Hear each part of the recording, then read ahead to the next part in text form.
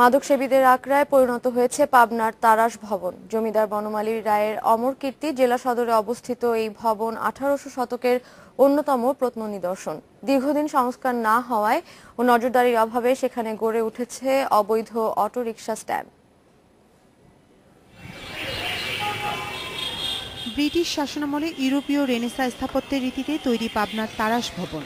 সুদৃশ্য তোরণ বিশিষ্ট আয়তাকার এই ভবন 1998 সালে সংরক্ষিত পুরাকীর্তি ঘোষণা করে প্রত্নতত্ত্ব অধিদপ্তর।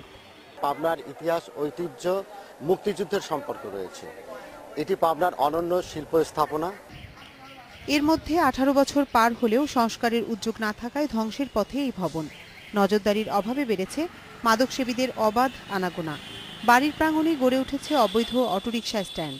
বুদ্ধি 40 বছর আগের থেকে আমি দেখতেছি এই জিনিসটা খুব পরিত্যক্তভাবে পড়ে আছে।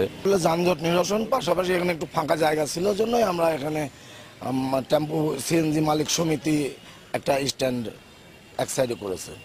বিষয়টি নজরে এলে যথাযথ কর্তৃপক্ষের মাধ্যমে ব্যবস্থা নেওয়ার আশ্বাস দিলেন জেলা প্রশাসক।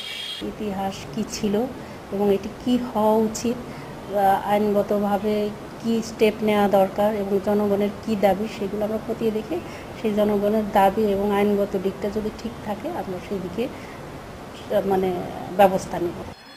স্থানীয়দের মতে তারাস ভবন পাবনার সবচেয়ে পুরনো জমিদার বাড়ি। ভবনটি সংস্কার করে একটি সংগ্রহশালা তৈরির দাবি তাদের। Independent news desk.